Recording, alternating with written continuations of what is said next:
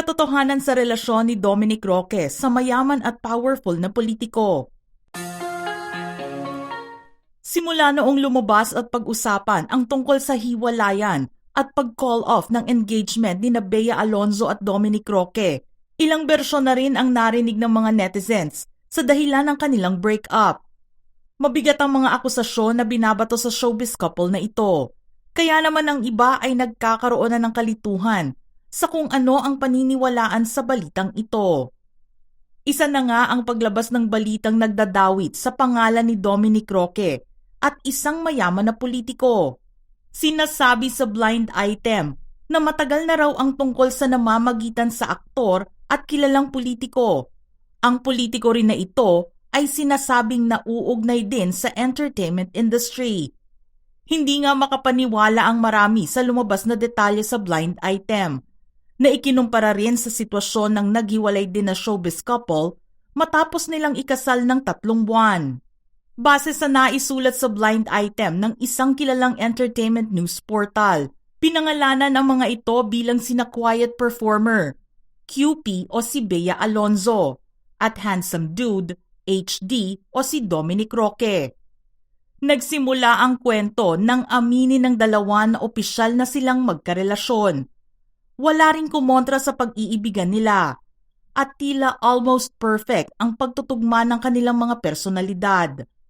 Sinabi rin na bilang isang showbiz personality si QP, nagkaroon ito ng ilang mga kontrobersiya pero mas pinili niya na huwag magsalita ng masama tungkol sa mga nagkakasala sa kanya. At kung magbibigay naman ito ng reaksyon, puro hints lang ang kanyang sasabihin. Kaya naman noong maghiwalay sila, hindi maubos maisip ng kanilang mga fans kung bakit umabot sa ganoon ang kanilang sitwasyon. Dahil masaya naman sila pareho sa tuwing magkasama sila. Mabilis naman ang naging obserbasyon ng mga netizens na nagkaideya ng malaman nilang nagpapaimbestiga di umano ang pamilya ni Bea sa tunay na pagkatao ni Dominic. Gumulantang na lang ang isang nakakagulat na tsismis nang maiugnay si HD sa presensya ng isang hindi kinilala na third party, TP o si mayaman at powerful politician. Ayon dito, nahuli ni QP si HD na mayroong TP. Pero talagang nakakagulat dahil wala naman sa picture si TP. Ang sinasabing nakita ng aktres ay sapat na para masira ang kanilang pundasyon bilang isang engaged couple. Dahil isa itong masela na sitwasyon, ang pinakamagandang hakbang na gawin ng aktres ay ang manahimik. Tinukoy naman si TP bilang isang high-profile politician dahil na rin sa mga responsibilidad sa kanyang pinaglingkurang lugar. Bukod pa rito, hindi na raw bago sa showbiz world si third-party politician. Subalit ang issue na ito ay matagal na umanong nangyari. Kasama na ito sa past ng aktor. Kaya naman hindi na masyadong pinag-uusapan pa. Iyon nga lang ay may mga lumabas na video at litrato na nagsasabing ito ang mabigat na rason para tapusin ni Bea at Dominic ang kanilang relasyon. Nabuking din ang tungkol sa condo unit na tinitirhan ni Dom na siyang nakapangalan sa nasabing politician. Marami na rin ang humuhula kung sino ang influential politician na ito at nadawit na rin ang pangalan ng isang TV producer na humahawak ngayon sa isang noontime show na kapapalit lang ng titulo.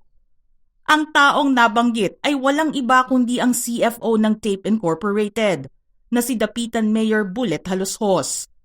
Balita rin na noong malaman ni Bea ang tungkol dito, matinding pagdedesisyon ang kinailangan niyang gawin.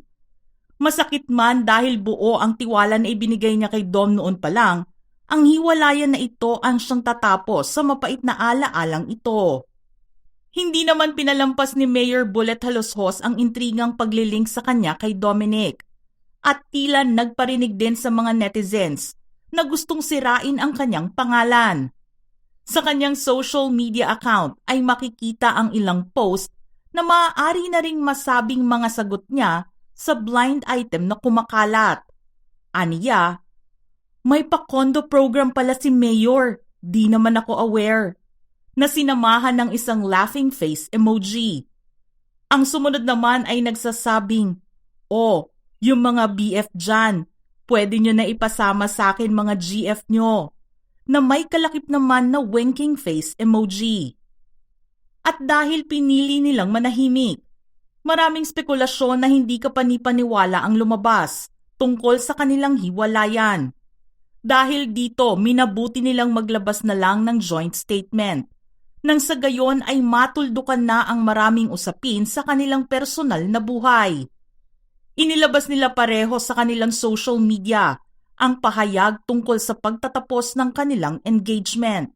After much thought, consideration and care, we have mutually decided to amicably end our engagement. It was not an easy decision. We wanted to have more time to carefully deliberate and pray about it. But there have been many speculations, questions, and insults. Ang hindi lang din nagustuhan ni Bea at Dom ay ang pagkumpirma sa kanilang breakup na walang permiso mula sa kanilang dalawa. Maaalala na inilabas ni na Ogie Diaz at Christy Fermin ang kanilang mga saloobin tungkol sa relasyon ng dalawa. At nagsabi na ang kanilang mga sources ang nagsabing nagkaroon ng matinding problema sina Bea at Dom. Sa talk show naman ni Boy Abunda ay narinig ang pagkumpirma nito sa hiwalayan nila na mismong ang kanyang source din ang nagsabi. Unfortunately, some even confirmed their breakup without our consent, and some created ridiculous stories that had no basis and were utterly false. So we felt the need to share this announcement with great sadness for our peace of mind and our families. Hindi pa nga nagtatagal ang kanilang breakup, kaya naman masakit maging sa kanilang mga pamilya ang desisyon nilang tapusin na ang pagsasama. Humihingi rin sila ng pangunawa sa lahat ng mga nangyari the past few weeks at nakiusap na itigil na ang pagpapakalat ng maling mga impormasyon tungkol sa hiwalayan nila. Please understand that this is an extremely painful yet united decision, and we sincerely request for everyone to kindly spare us from more cruel and very hurtful words thrown on social media. We kindly request to give us the privacy we need as we navigate our future lives with respect, kindness, compassion, and dignity. Thank you for your understanding and support. Sa mga oras na ito, tanging ang joint statement ni Bea at Dom ang mababasa ng mga netizens na kasagutan patungkol sa kanilang hiwalayan. Wala pang naririnig na kahit na ano mula kay Dom mismo, na siyang magbibigay linaw at sagot na rin sa akusasyon laban sa kanya at sa di umano'y relasyon nito sa alkalde ng Dapitan. Ang tanging inilabas lang ni Dom maliban sa joint statement ay ang pakiusap nito na itigil na ang pambabash at pagbato ng mga hate comments kay Bea. Sinabi niyang mabait na tao ang aktres, inside and out. Mga ka-showbiz peeps, gusto naming marinig ang inyong opinyon sa paksa natin ngayon.